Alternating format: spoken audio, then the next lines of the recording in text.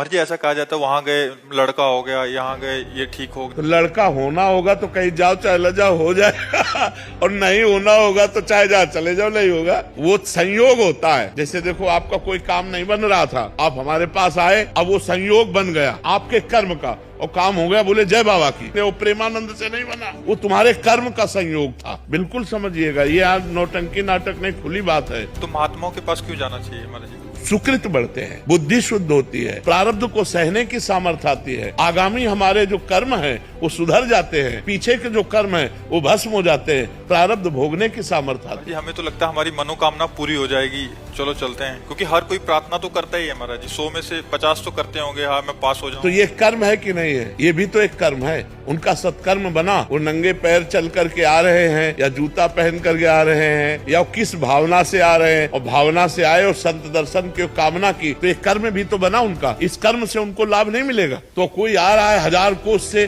कोई 500 कोस से सवारी में धक्का खाते हुए ऐसे, और रोड में किनारे खड़ा है रात्रि भर, तो ये उसका तपस्या नहीं बनी, ये उसका परम पवित्र कर्म नहीं बना। अब ये कर्म कामना पूर्ण कर दे तो प्रेमानंद उसमें कहाँ है? ये उसका कर्म है, ये उसकी मेहनत है, ये उसकी भावना है, ये उसकी श्रद्धा है, ना कि हम है। अब उसको लगेगा कि हम प्रेमानंद के दर्शन के हमारा काम बन गया। नहीं, तुम्हारी मेहनत, तुम जो सैकड़ों किलोमीटर चल करके आए और खड़े रहे घंटों, और फिर इसके बाद दर्शन हुआ, तुम्हें आनंद लगा, ये तुम्हारा कर्म तुमको सुख दे रहा है। नहीं तो देखो, अगर हमारा कर्म बिगड़ जाए तो हम कह रहे हैं फिर हमको कोई सुख नहीं दे सकता।